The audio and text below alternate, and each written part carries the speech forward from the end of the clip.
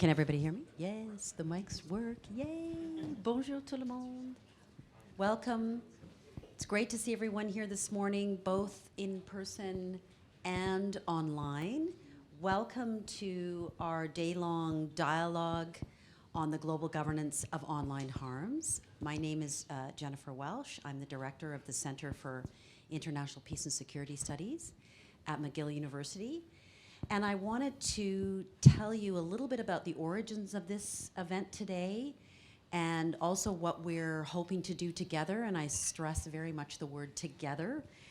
This is a small group of very knowledgeable, engaged people on this topic, and we purposely designed it so that we could have a close conversation. And it's amazing that we managed to get so many of you here in person. But I want to begin with a land acknowledgement.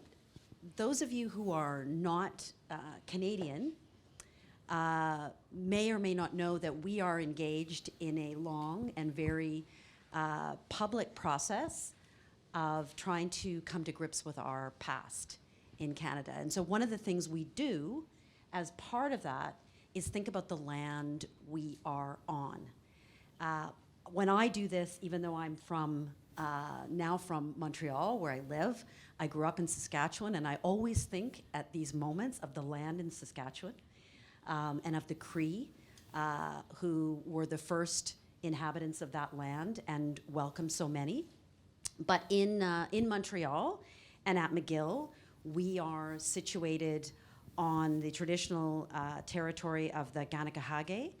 And this has long served this land as a site of meeting and exchange among Indigenous peoples, including the Haudenosaunee and the Anishinaabe nations. And so we want to acknowledge and thank those diverse Indigenous peoples for hosting us. And at the Max Bell School of Public Policy, we acknowledge the ways in which public policy has contributed to or failed to address systemic oppression in this country. And so we are aiming to develop, in solidarity with Indigenous peoples, research and a curriculum that emphasizes the importance of representation and equitable public policy. So a little bit about this event. The Max Bell School of Public Policy is relatively new. And to date, it has two research centers that it hosts. One is the center hosted by Taylor Owen for Media, Democracy, and Technology, and the other is the Center for International Peace and Security Studies. And for a long time, as relatively new faculty members here at the school, Taylor and I have wanted to collaborate in bringing the two sides of this question together. And when we kind of scanned the landscape of policy discussions taking place on online harms, we saw a lot of action in national spaces, right? A lot of discussion about what are different jurisdictions doing to try to address this problem. How do we do sort of comparative work? We try to look across what's France doing, what's Canada doing, what's the US. But we wanted to go another level beyond comparative to think about really two questions. To what degree should we think about this as a global problem, a problem that has global features? And secondly, what can we do globally, internationally, to think about addressing online harms and bring our two centers' perspectives together? And I think there's at least 4 ways in which we can think about this as a global issue. And this is not an exhaustive list. You probably have other thoughts as well. At least 4 ways. Let's say at least 4 ways. You know, firstly, it is a phenomenon with transnational effects. I don't need to elaborate on this. We know this, like other phenomena. So I've been studying over the last year the global governance of pandemics, to what degree that is a phenomenon with global effects that needs to be addressed through aspects of cooperation. But secondly, and we started to talk about this last night, what individual jurisdictions do has externalities for others. That's the term in the art, right? It has effects for other jurisdictions. And so how do we think about that, both good and bad, effects for others, right? And then thirdly, there are multilateral mechanisms, whether they're global or whether they're just among a smaller set of actors, that try to address harms to individuals around the globe, threats to their human rights. We have mechanisms internationally that try to, even though the action is often domestic ultimately in terms of the change, there are global actors, global mechanisms trying to bring about positive change domestically. How can we think about those in this context? And then lastly, and this is where I think a lot of our heads have been over the last couple of years, we know that there are massive divisions globally over the issue of digital technology and its infrastructure. So to what extent, when we say this is a global issue with global solutions, are we going to, at least in the first instance, going to be thinking about a club response to this, right? Not necessarily a fully global one, but where a smaller set of actors that is like-minded may come together to address common problems, share policy responses, and actually more consciously work together. So those are some of the themes we hope will come up. This is one of those wonderful meetings where there isn't a clear end product, right? We want really to brainstorm together on an issue that we think, at least in the research community, we've really looked, right? I've asked a lot of my expert colleagues who work on global governance and international cooperation to recommend me things that have been written on the global governance of online harms. There's very little. There's lots written on, again, national jurisdictions. There's starting to be stuff on AI, but actually there isn't that much, which surprised Taylor and I, right? We actually thought there was a lot more. And so we want to have this brainstorm together. We also want to connect very much with the Canadian debate. So part of what we hope is an outcome today is that each of you in what you do has new ideas, new thoughts, new areas that you want to explore with your colleagues in the networks that you work in. And we really do hope as much as possible for interaction. So that's why we've scheduled this through this panel format where we have some experts at the beginning who are going to take the lead in initiating the conversation, but then we're also going to have time for discussion with those of you in the room. It's also a great teaching moment. So we're going to have our cohort from the Masters of Public Policy program at the Max Bell School joining us in the afternoon. All the students will be here. We're really excited to have them as part of this meeting as well. It's a great opportunity for them, but it's also a great opportunity for us. Many of them are very engaged in this space and very interested in it. So just a thanks again for coming. Anything you want to add? I want to turn it over to Taylor to introduce our first session, but. No, thanks. I mean, you covered so much. I mean, look, thanks for everybody for coming. It's an odd thing these days in these kind of hybrid virtual worlds. You literally never know who's going to show up in person. So thank you so much for coming in person, everyone who's here. We are going to have a number of people joining virtually through the day, both sort of a couple of panelists through the day and people watching live. This is being sort of streamed. So it is sort of this, as much as we all wanted to avoid hybrid events, I think we've now fallen into exactly that. So we're figuring this out as we go along, so bear with that. But really, thank you so much for coming in the room. And I just want to emphasize that we have a pretty remarkable group of people here who are working and actively thinking about this exact problem in Canada internationally. And so I'm pretty excited that that's how this turned out. When we were trying to think about how to initially start this conversation about online harms over this day, we kept coming back to the core reality that the entire nature of our online harms, our online speech, the way democratic societies engage in the public sphere now exists inside digital markets.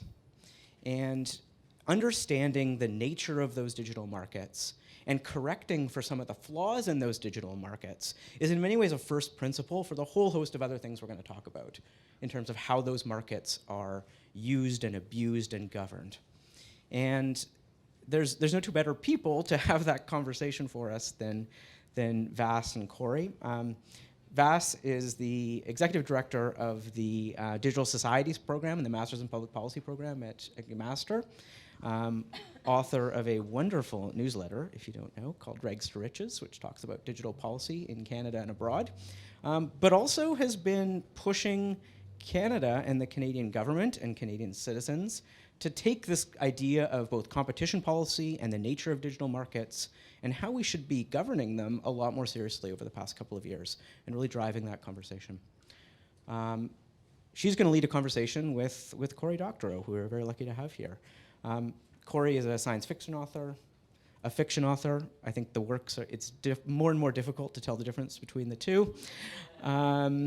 He has 7 books in production at the moment, which fills me with deep anxiety and I don't know if it's envy or like dread or what it is, and has a new book about exactly this out just very recently that we're going to hear about tonight called Choke Point Capitalism.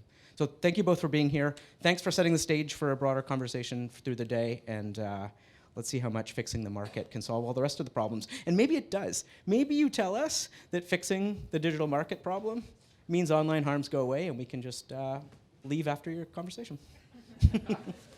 Thank you. Pass the baton. Thank you very much. Cheers.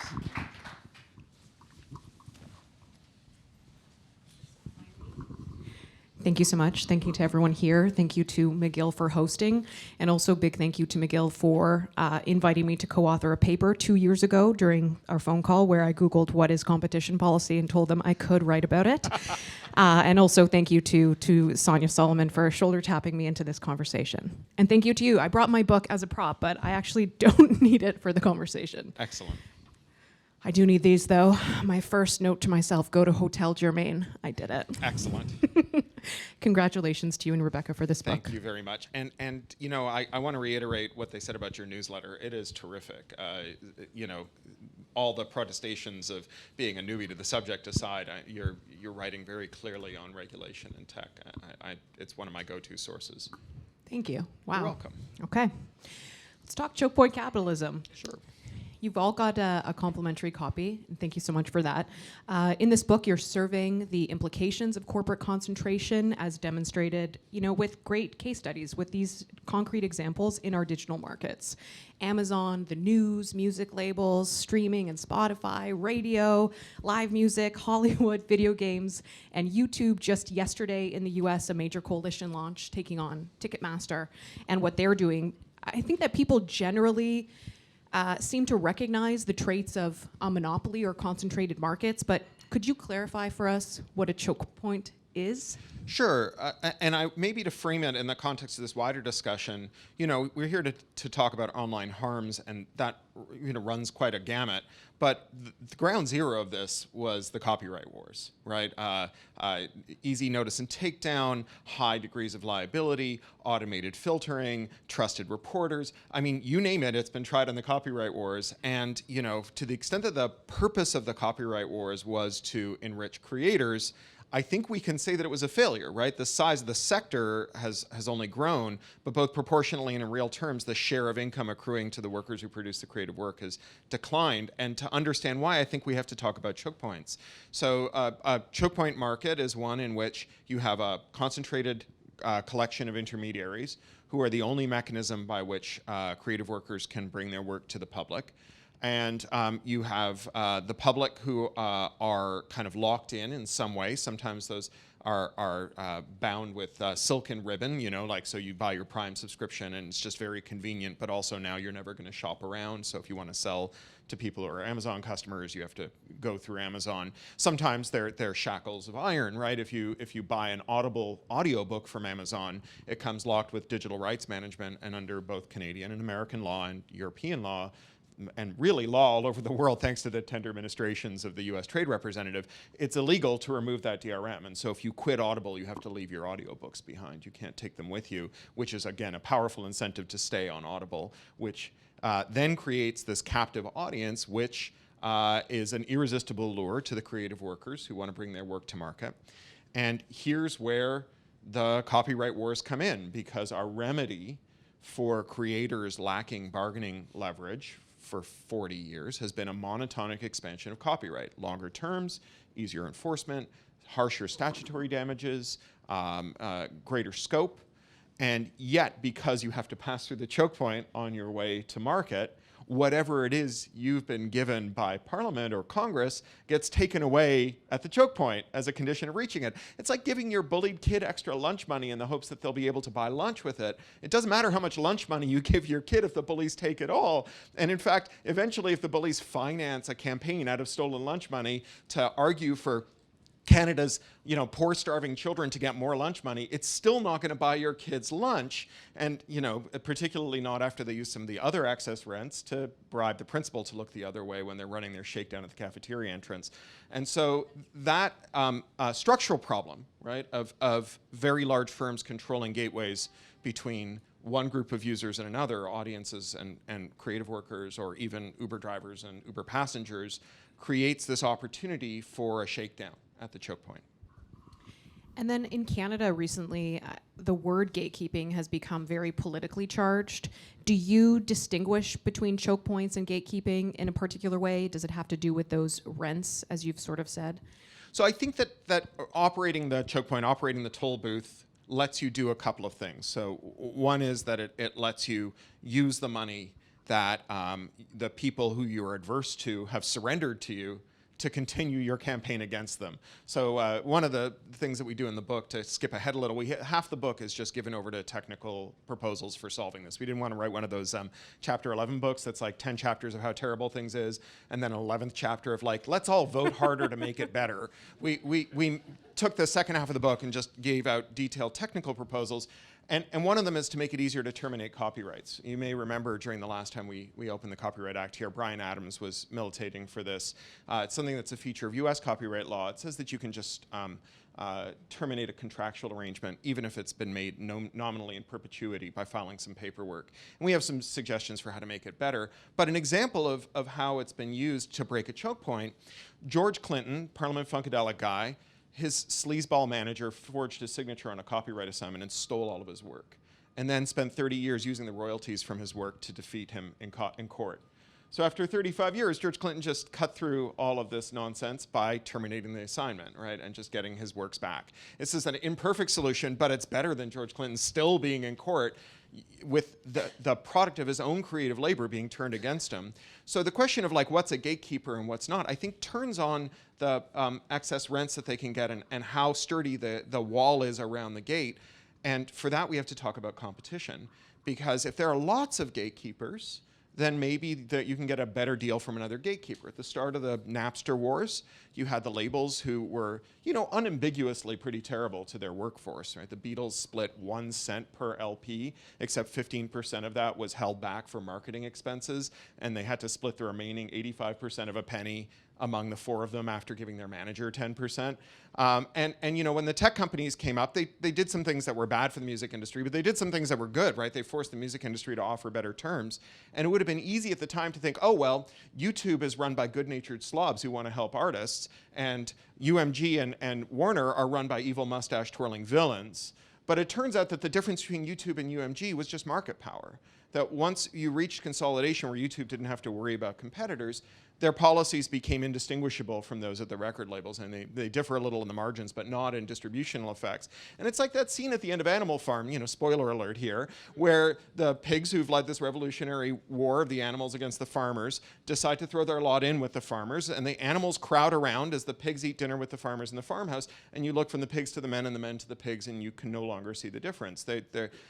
We can hope for better than picking one giant to be our representative in the hopes that they will reward our loyalty by dribbling some more crumbs for us when they emerge victorious. Well, I don't want to make it a chapter 11 conversation and save my real bring it home questions till the end. So I'm going to get to my bring it home questions and ask you some specific ones. Is that okay? Yeah. Okay. So, look, to my mind, in terms of us connecting this conversation rooted in competition to global governance of online markets, there are 2 chapters that stood out for me. It's okay that you haven't memorized the chapters, but I want to get to talking about them. But let's just start. In another one of your books, maybe this is more of like a chat book, you tell me, in How to Destroy Surveillance Capitalism, you make the case that surveillance capitalism is actually a product of antitrust failures rather than, primarily deficiencies in privacy law. How do you connect the agenda that you outline in the second half of Choke Point Capitalism to the global governance of online harms? And how much of the systemic failures do you think that systematic, comprehensive market reform can actually address?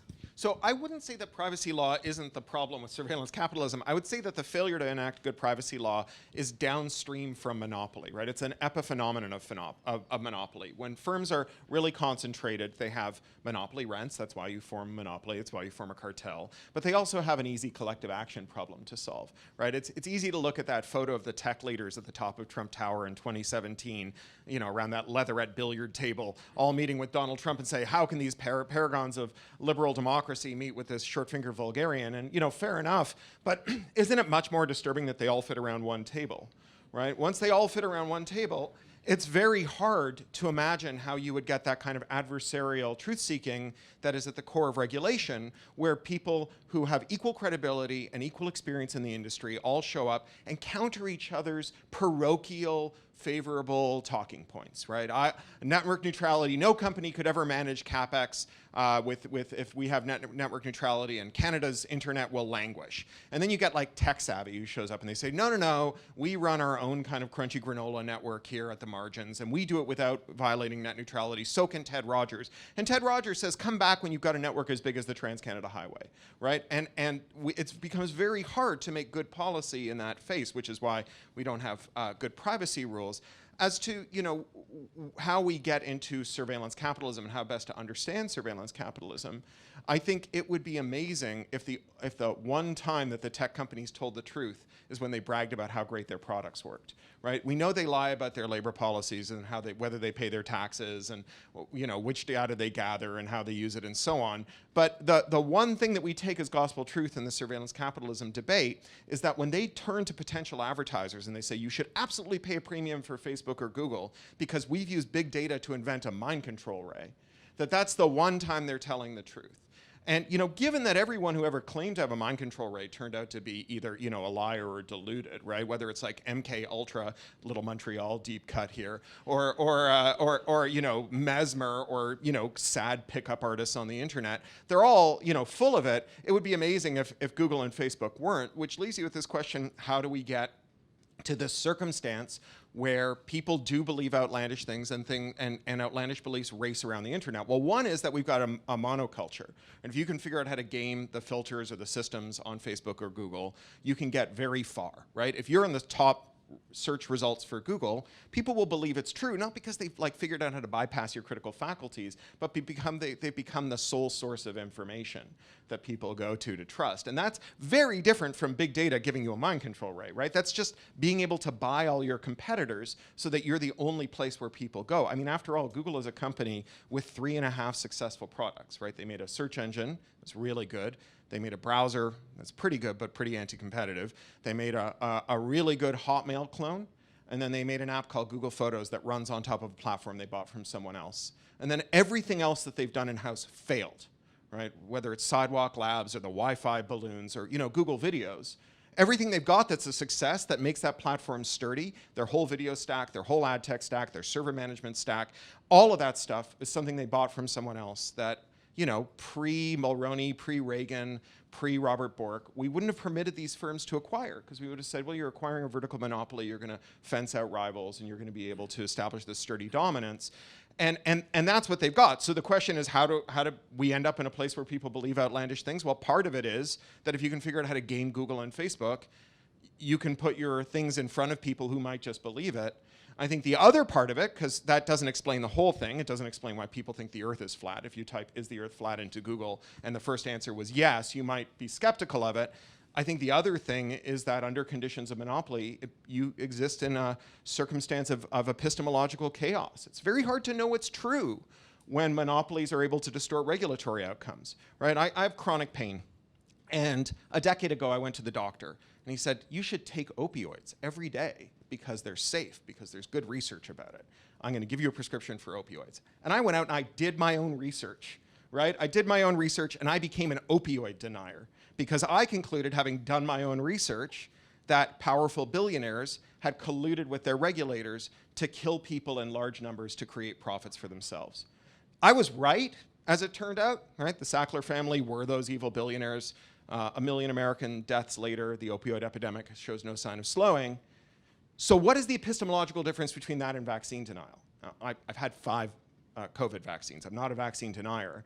But if you asked me to tell you what the basis is for my understanding of the regulatory conclusion that vaccines are safe but opioids weren't, it would just come down to a kind of like heuristic that people who I think aren't dumb believe it, right? I couldn't tell you otherwise why. And it's certainly not because the regulator says so.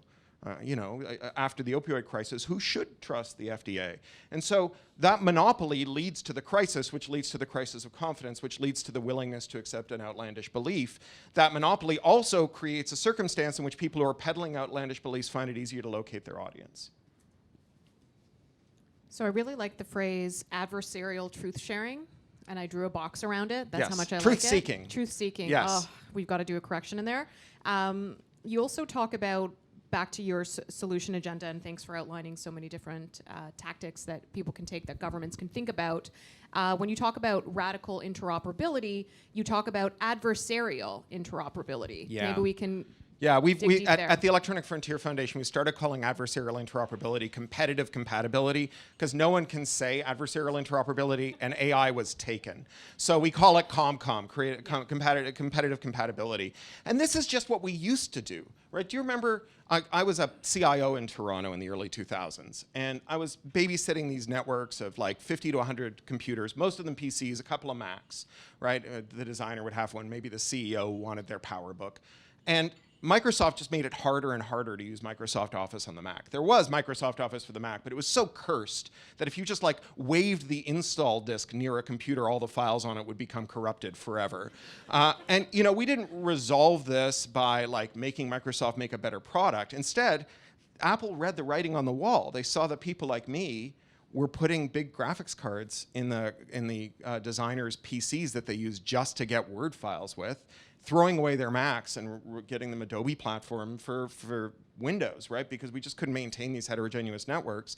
And instead, Apple produced this software, the iWork suite, which is Pages, Numbers, and Keynote, where they reverse engineered the file formats for Microsoft Office, and they just said, like, the switching cost is now 0. It's the cost of hardware. You can move your files from Mac to a PC, from a PC to a Mac.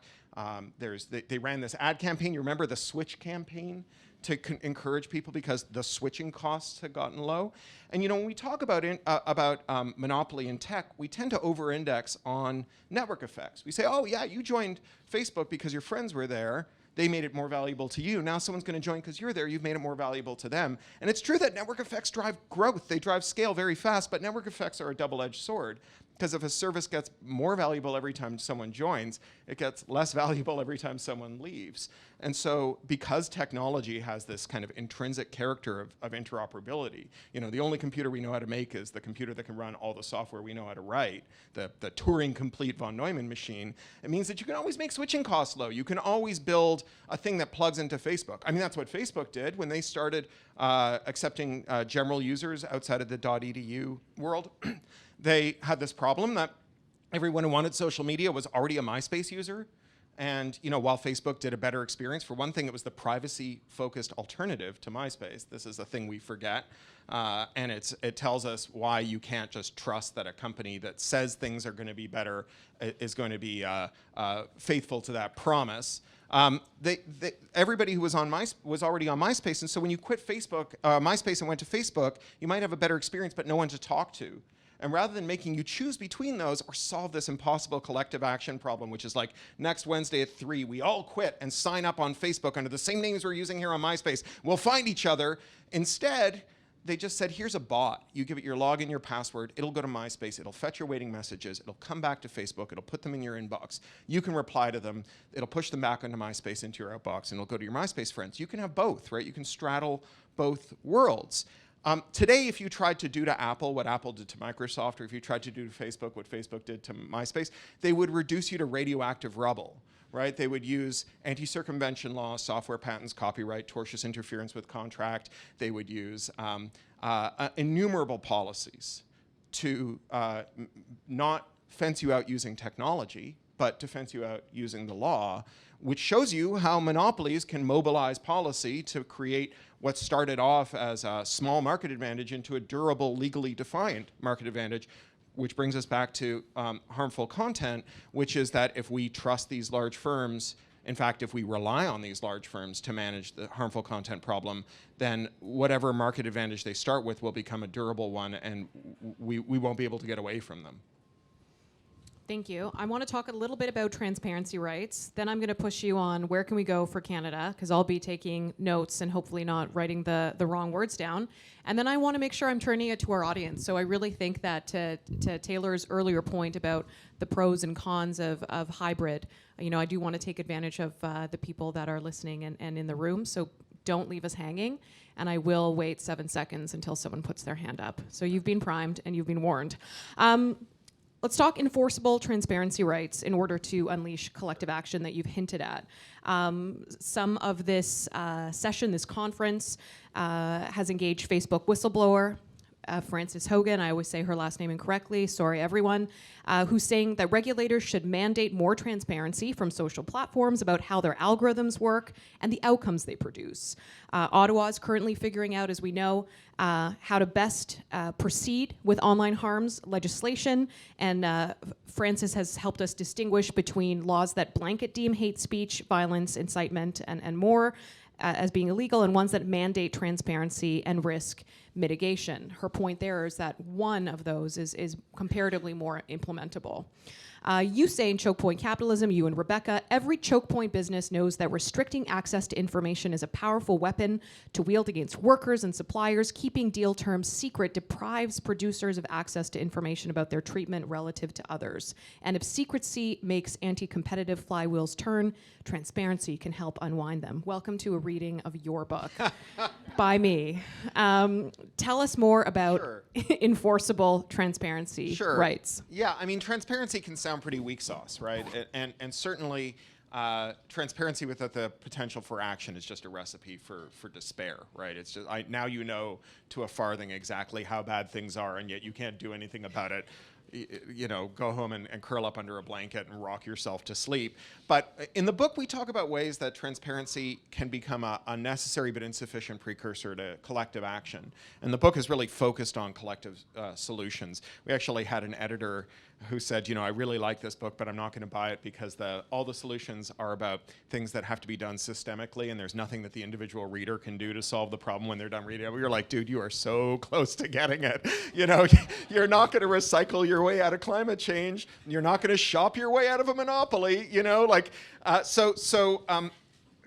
We give some examples of how transparency actually has made a difference and can make a difference. And in the interest of time, I'll just talk about a hypothetical. So if you are in a royalty arrangement with a publisher, a studio, or a label, your contract probably gives you the right to audit that studio, label, or publisher. Now, most of us can't do that. We don't have the money to pay a forensic accountant, but arts organizations pay for random audits. Some people, when they really suspect something's up, they go out and they do a random audit, or they do a targeted audit. And here's what the problem is. Now, we cite some research from a firm that has done tens of thousands of audits of record contracts over decades. And this is like this really surprising finding that I have no explanation for, but in all of those tens of thousands, every time they found an accounting error, except for one, it was in the favor of the record label. And once again, I don't know how this can be. I assume it's some kind of localized probability storm, but when you find that your label has stolen your wages, and you say, look, you owe me this money, I'd like you to pay it, they'll say, oh no, I think you're mistaken. You've just read the books wrong.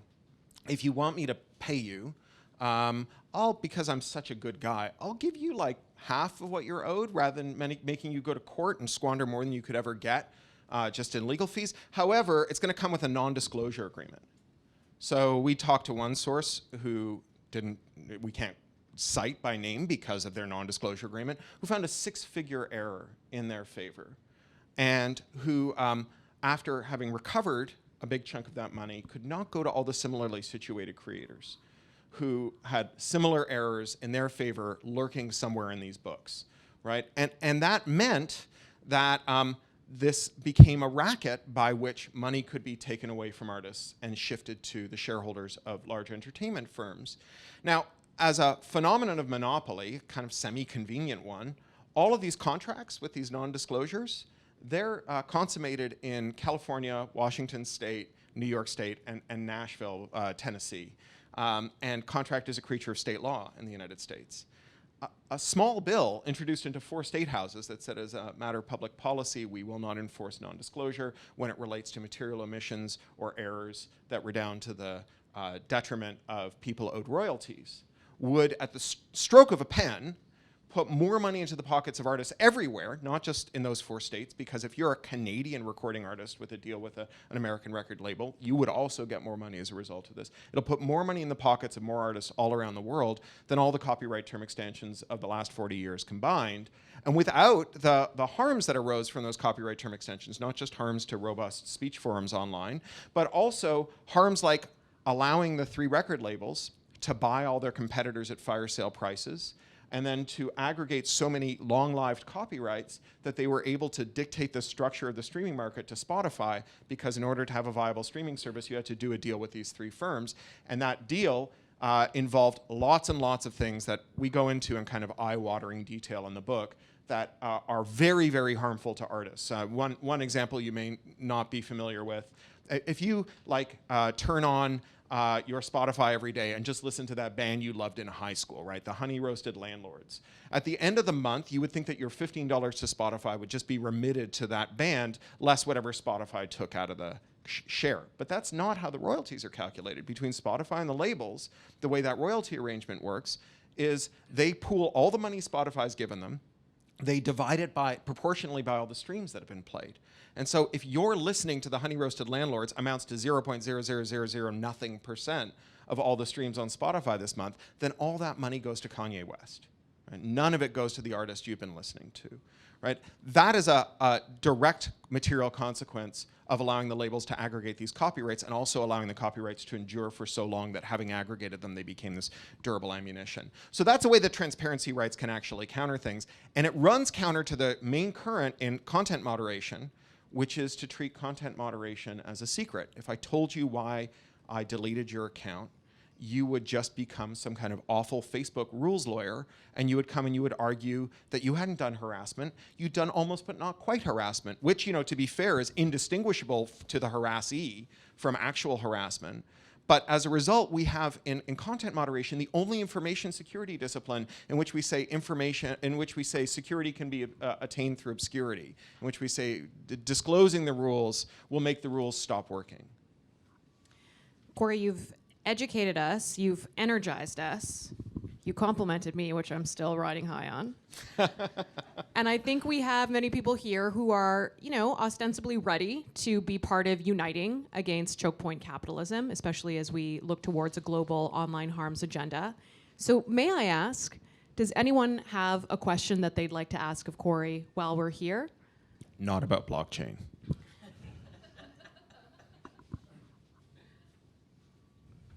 98% of all conversations about blockchain are non-consensual.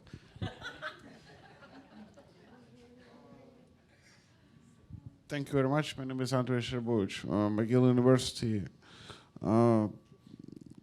Center for Human Rights, Legal Pluralism. I'd like to also ask a question. What do you personally think of the absence of the international legal rules regulating the internet in general, and maybe these issues in particular, because all of these have the position of accessing the information as a basic human right. And maybe it would be possible that these positions could be accommodated in international law, which could be really useful as for users and for producers of information. And I know that there's a lot of private law But I'm looking on this from the public law perspective, maybe from perspective of the benefits of the ordinary users of information and consumers. Thank you very much. Yeah, thank you. So I have, for my sins, been a WIPO delegate and an UNCTAD delegate, and I've been around when we're trying to make these laws, and I've seen the sausage get made, and I don't want to be cynical about the idea that nothing good can come of it. I was there for the Treaty of Marrakesh and the Treaty on the Rights of People with Disabilities to Access Works, and that came out of WIPO just as surely as the dumb stuff came out of WIPO.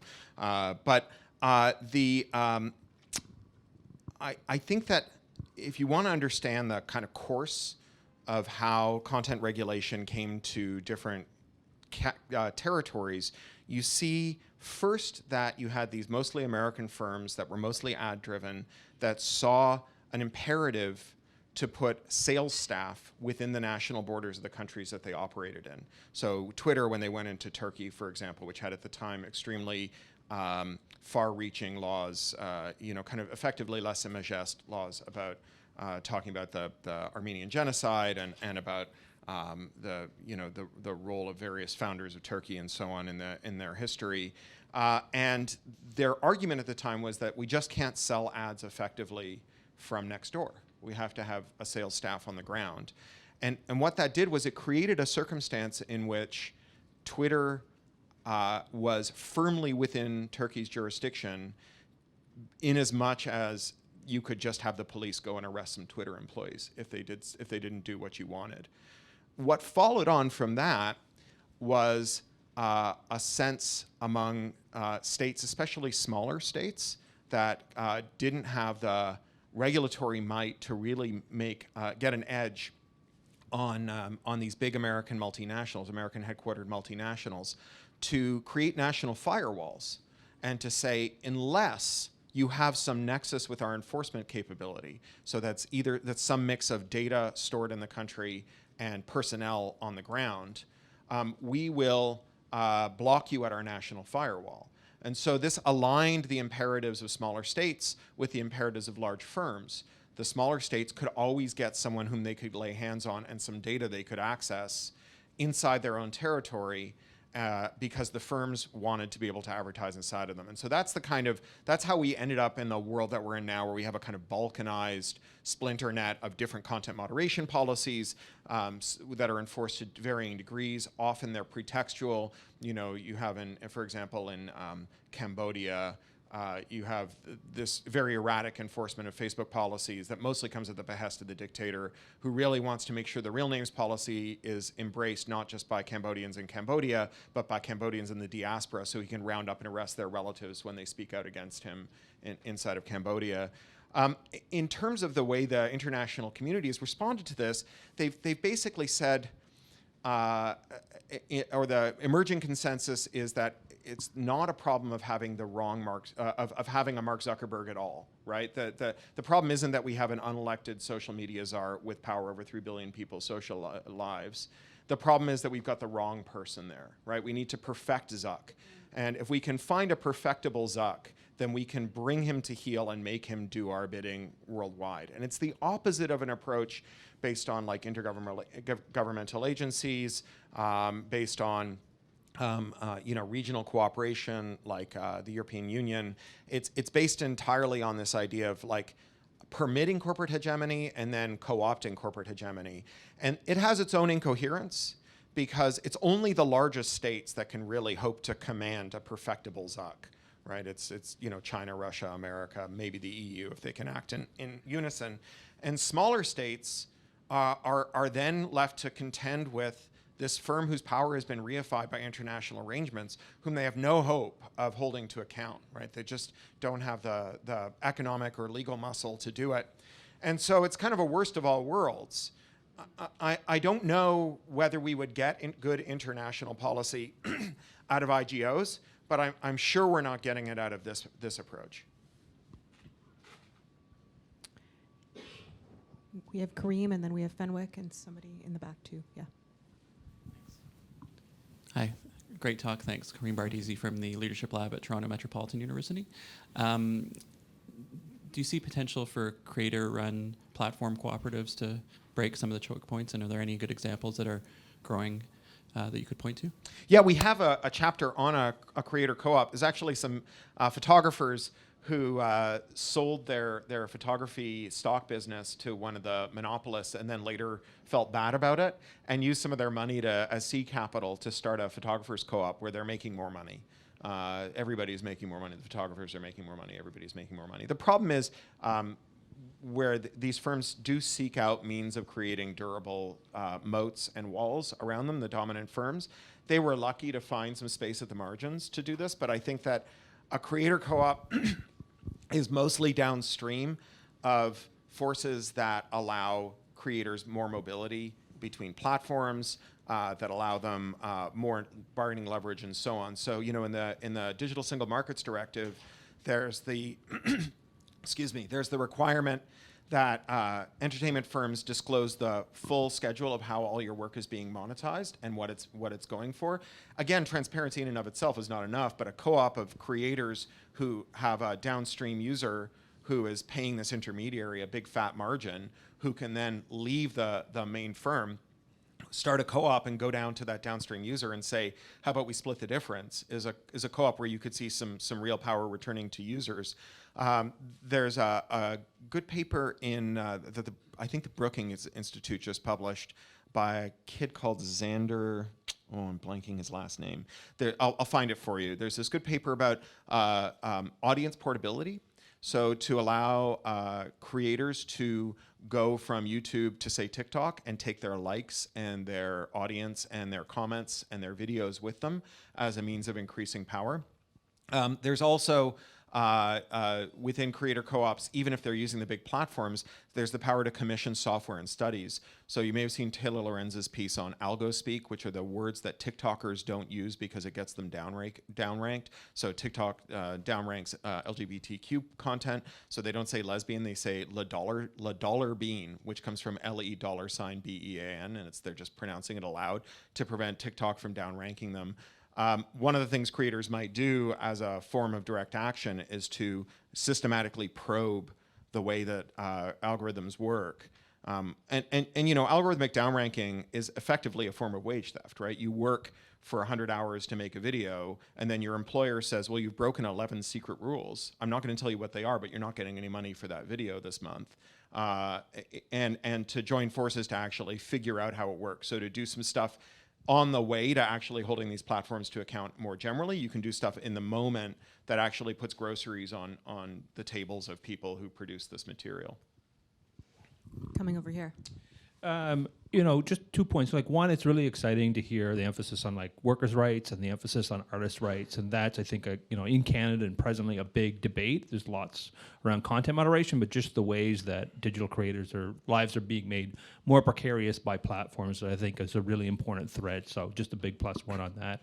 One of the things I wanted to know, and I haven't had a chance to read the book, is as an old net neutrality veteran of the net neutrality wars, is throwing it back, it's the idea of the different of this IP stack, and I'm thinking quite directly right now around Cloudflare, Kiwi Farms, and Clara Sorrentino, which I think is a really important Canadian case. Yeah. But how do you square the different layers of choke points? And like, what are the potential responsibilities of something like a Cloudflare versus something like a Facebook in this kind of like stack of choke point capitalism? And I think maybe to add just some complexity, not to do it, but everything seems to then get solved as a problem that it's just a cybersecurity issue now. And how do you also push back against the idea that cybersecurity is the fix for all these issues?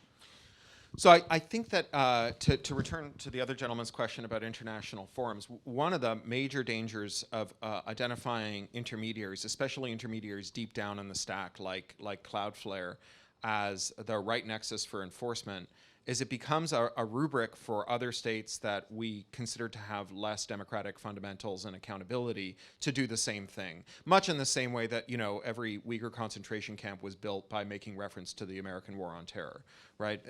When you say, okay, we're creating intermediary liability regimes for people who do DDoS protection, then you effectively invite other governments to show up and say, well, we'd like you to block this stuff because it's mean to the king of Thailand. And you get a legitimation of that tactic. It's not to say they won't try it otherwise, but it's going to be a lot harder to argue that this is beyond the pale if you're doing it too. And I think that's a good lesson from the war on terror as well, and the suspension of human rights and the expansion of surveillance through the war on terror.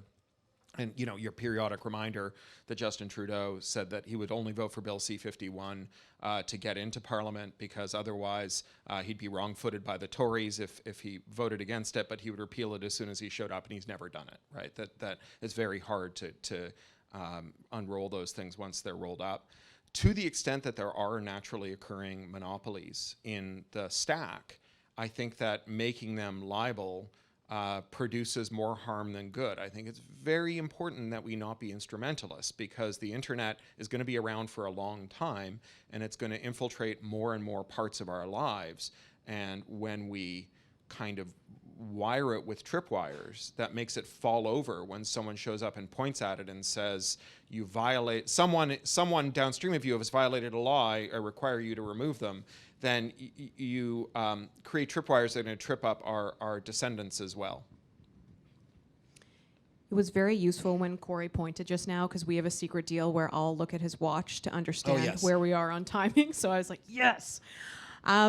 Maybe we can touch on Ticketmaster for a second, because I think Ticketmaster really helps us leap from the creator-centric view that's largely in choke point, and then switching over to motivate collective action amongst, let's be real, consumers, which, like, we're not supposed to refer to citizens as consumers all the time, but consumers. You're taking on this discovery of, oh, I didn't really understand that my favorite artist wasn't remunerated that way. And I feel Ticketmaster is a great example for us to just spend a second on, because maybe not everyone here has live blogged on YouTube or, put an album up on Spotify, but I guarantee you, and I would be willing to bet money, that you've purchased something on Ticketmaster, and you've either been subject to the algorithmic dynamic pricing or stuck in a waiting room, et cetera, et cetera. Do you see promise in terms of this newer coalition to try to take on their power? Do you think that it will spill over to become a political priority because people seem to want it so much? What's going to happen? Yeah, I mean, Ticketmaster's a good example of the failure of the antitrust approach that's dominated for the last 40 years, the consumer harm, consumer welfare theory of antitrust, where instead of saying we object to companies that achieve a certain scale because they can distort political outcomes in labor markets, and they can make it hard for people to live their lives as they want to. The John Sherman, who wrote the Sherman Act in 1890, stood on the Senate floor and said, if we would not tolerate a king, we should not tolerate an autocrat of trade. And that was this dominant theory for most of a century, until the neoliberal era, where the likes of Mulroney and Reagan and Thatcher decided that we would move to what was meant to be a more objective standard, which was a consumer welfare standard, where so long as a firm that was concentrated didn't raise prices due to their concentration, then concentration was considered to be efficient, right? Once Ted Rogers can own your cable operator and the long haul lines and Maclean's magazine and everything else that he owns in his stack, he'll just be able to run them so efficiently that we'll all be much happier, as every Maclean subscriber knows, right? The thing that happened with the Live Nation Ticketmaster merger, which it should be noted is like the apex of a series of other mergers, where Ticketmaster bought lots of the smaller ticketing companies and Live Nation bought lots of the smaller venue and promotion companies. The thing that was meant to safeguard negative outcomes from arising from that was a conduct remedy, which is like a pinky swear, right? Where they said, we won't say to venues that you can't have Live Nation acts if you refuse to use Ticketmaster tickets. And we won't say to acts that we won't book you into Ticketmaster venues if you don't use Live Nation as your promoter. And they just went and they did it, right? Along with a lot of other stuff. There's a great CBC expose on how Ticketmaster, while publicly deploring the resellers who raised prices on tickets, actually ran its own resale market and had an annual conference where it gave bonuses and recognition to the resellers who bought the most tickets with the intention of jacking up the price. And of course, that secondary market is one in which the performers don't share.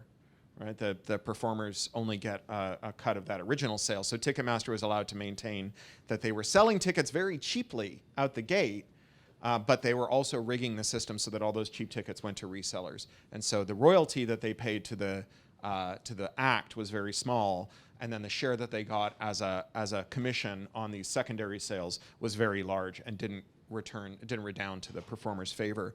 And so you have this complete failure, right? The firm is so large that it's impossible to imagine them going away. In fact, they got huge bailouts during the lockdown. One of the things that they got was a bailout to go and buy struggling venues, right, and take them under management. So they got bigger, right? They got to expand their market power as a result of public funds.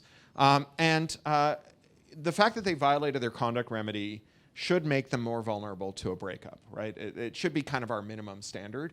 You know, in the same way that like when Facebook bought Instagram and WhatsApp, they promised that they wouldn't merge the back ends of those and do data mining across those three platforms, and then they did. You know, the minimum standard for breakup should be if you were only allowed to merge on the basis of a promise, when you break that promise, we unwind the merger, even and especially if it's very expensive, right? Because, you know, sometimes you execute an admiral to encourage the others, right? We want your shareholders to feel the pain so that other shareholders will say to any board of directors contemplating a cheat in the future, don't do that, you're gonna hurt us, right? And you know, the question of whether the DOJ and the FTC will take it up is an interesting one. I was in a video that came out yesterday that called on them to do it. You know, my assessment is that it's a bit of a long shot, not because they're not willing. I actually think Lena Khan and Jonathan Cantor are contemporary heroes, and Tim Wu in the White House too. There's a little Canadian content there.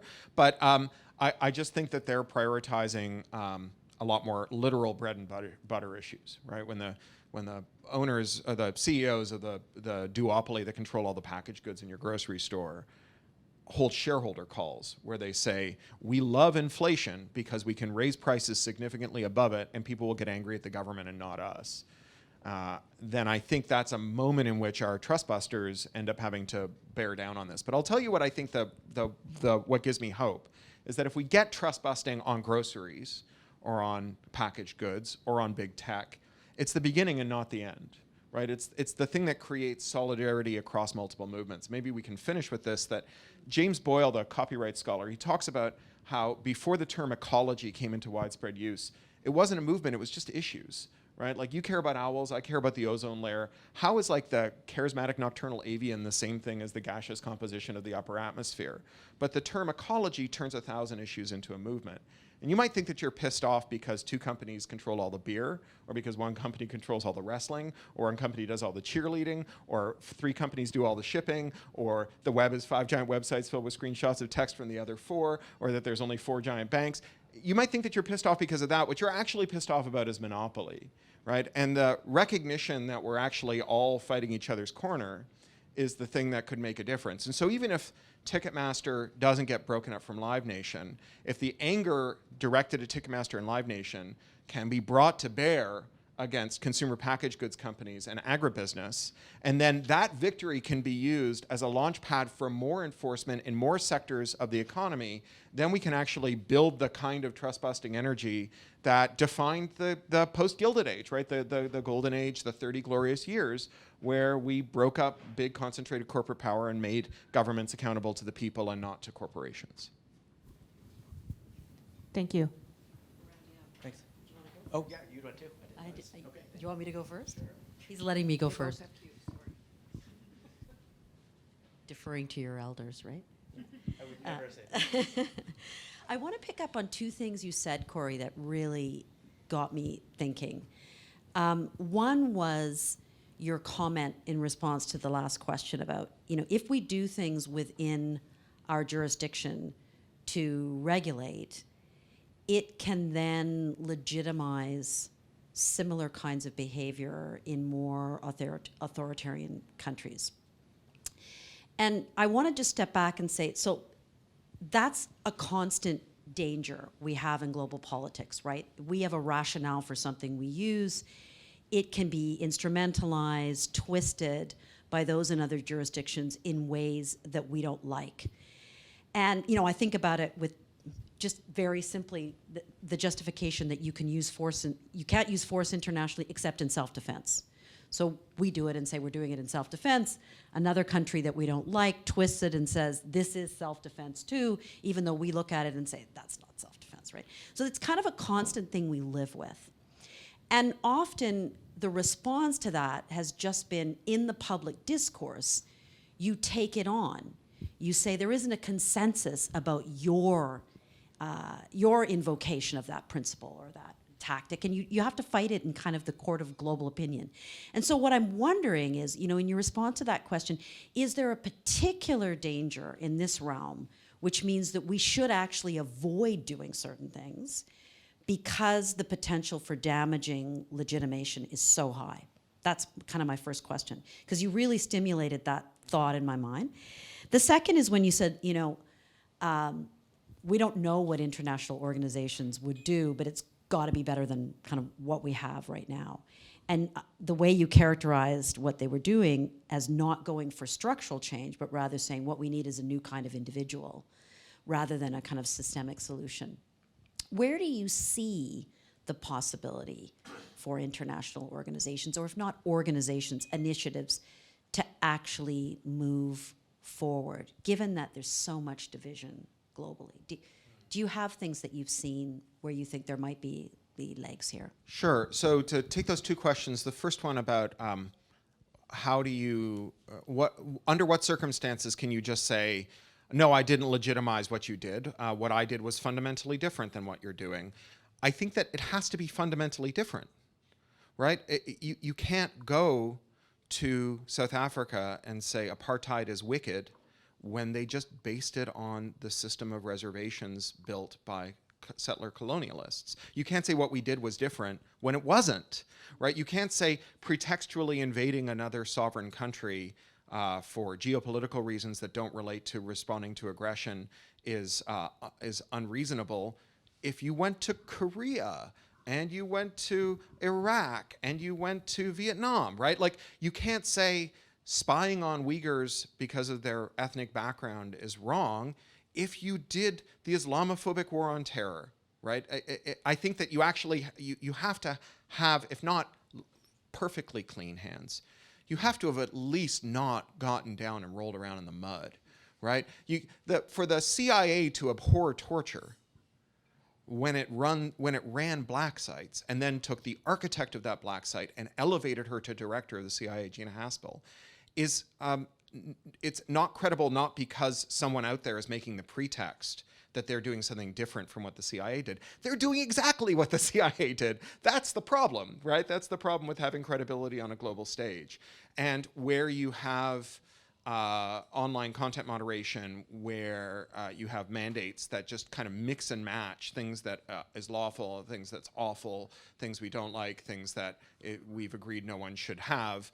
For example, when the WikiLeaks dumps of the national firewalls, CSAM firewalls of Sweden, Denmark, and Australia came out, only 1.5% of what they were filtering was CSAM. The rest was just stuff that someone didn't like. It wasn't stuff that was unlawful. It was like gambling sites, or if it was unlawful, it was like a civil matter. It certainly wasn't what they said it was going to be. It was assisted suicide information. It was just stuff, or it was just porn, right? Which, like, whatever you think about it, is not CSAM, right? And if you're going to say we run accountable, democratic, well-managed systems, and your systems are chaotic and parochial and serve only to help your own interests, then it has to be true at least as like an underlying necessity. It doesn't mean you'll win the argument. It doesn't mean they won't use the pretext, but it does make the pretext a lot firmer. When you think about countries in Latin America who hear the United States deploring imperial aggression in Ukraine and say, wait a second, what? Right? They're not wrong, right? I mean, you can still think that a Russian aggression in Ukraine is terrible, but you have to admit they're not wrong to say that America lacks moral authority to make that accusation. On the second question about international organizations, I'm trying to think of examples from like content moderation and online harms, and my time mostly predated that, although one of the recurring possibilities for a resolution in the copyright wars, which need to be understood not just as a fight about artistic living, but also as a struggle over brittleness in online speech forums, because the copyright's just such a broad category and it lends itself so well. There's a Spanish firm that uses pretextual copyright takedowns to launder the reputations of like torturers and rapists and murderers and so on. They actually like sell this as a service. They'll stand up a WordPress blog. They'll predate news articles about their clients that describe their clients' crimes. They'll publish them on WordPress as though they came out before they came out in the newspaper, and then they send takedowns to Google, right? And the process is just so brittle and has so few checks, and it runs so quickly, and the penalties for underblocking are so ghastly that Google just removes them from their index, right? So, you know, in the copyright context, one of the answers to takedown has always been blanket licensing. It's how we do all the other places where we can't manage individual license arrangements. You know, when you go to the bar and you ask the DJ to play a song, they don't call the manager of the act whose song they're going to play and ask how much it's going to cost. They pay a collecting society. But the collecting societies stink, right? They're really opaque. They're really kind of incompetent in a way that strains credulity, right? They claim they can't find obscure artists like Britney Spears to give them the money they owe her. And one of the reasons they're so bad is that their rights databases are per nation. Right? Each collecting society has a different independently maintained rights database. Well, some combination of an international blanket license and international standardization of rights databases, which would then produce this superior outcome, along with, say, an international norm or maybe even a regulation that unattributable royalties can only be ever used to improve systems for tracking down people whose royalties have been unattributed so that they can't be trousered by the rights society, I think would go a long way to resolving a deadlock, and once again would do more to actually pay artists than copyright term extension or easy takedown. In the book, we flesh this proposal out a little more. We talk about how you wouldn't want to annihilate the living of artists who can't make a living streaming, but who make a good living on, say, Bandcamp. And we say like it should be a bit like the rules for recording a music cover, where once it's been recorded, you get the right to record it, but not until. And in the same way, we could say once it's on a streaming service, not on a download service, then all the streaming services can mirror it, provided they pay into the collecting society. Thanks. You mentioned the changing notions of consumer harm that seem to be sort of working their way through different competition authorities around the world. And it's kind of interesting because without the presence of a multilateral forum for competition commissioners to coordinate, they're kind of coordinating. Yeah. And they're learning from each other. Yeah. And they're moving kind of in concert towards how to effectively govern digital markets or move their authority into digital markets. Canada's not really part of that conversation. We're in the middle, beginning a conversation about reviewing our competition policy. Our competition commissioner has very limited power, does not have strong market research power, does not have strong punitive power, sits within a department, not independent of it. When you look at the Canadian context, what can we look at those other, whether it's the FTC, the Competition Bureau in the UK, Germany, the EU, what should we be learning from those other bureaus and applying here? And should we put much faith in our ability to do that? Well, I think that competition authorities around the world are kind of a repudiation to public choice theory, because they are clearly staffed by people who aren't acting according to incentives. They're acting according to a sense of duty, right? These are people who are really committed to their mission. And I think that's why they're collaborating. And also, the reason they have to collaborate is that often the lawmakers are captured by moneyed interests, but the regulators are independent. So for example, in the UK, as a compromise, they funded the Digital Markets Unit under the Competition and Markets Authority, 80 full-time engineers. It's the largest technical staff, I think, of any competition regulator. They never passed the secondary regulation giving them enforcement powers. So all they have is the power to write reports. However, in the EU, they have a lot of power because the Commission's very powerful, but they've been starved of budget to hire engineers to do research. So the Commission and the Digital Markets Unit are collaborating to do regulation, because there really isn't like a European tech regulation that doesn't redound to the UK and vice versa, right? Bring a company to heel in Europe and you bring it to heel across the channel as well. The question of what Canada could do, like if I were, writing a science fiction novel set 15 years in the future where Canada was a powerhouse for, global something or other. Make it a nonfiction novel? Well, yeah.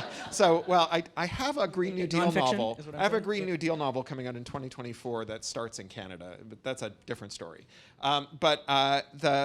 You could imagine that, and I always get this wrong, was it Bill C-12 passed in 2011 or Bill C-11 passed in 2012? Or anti-circumvention bill that James Moore and Tony Clement got over the line. But it was a bipartisan bill because you had Sam Bolte and the Liberal establishment trying to get it over the line as well. That makes it a crime to reconfigure the things that you own so that you can use them in ways that redound to your benefit instead of the benefit of the shareholders of the firm. So it makes it illegal to give someone a tool to allow a mechanic to diagnose what's wrong with their car if there's some digital rights management that gets in the way. It stops you from stripping the digital rights management off a video you want to save with your internet VCR. It just kind of gets in the way of a bunch of lawful activities. And it was passed in the most outrageous way.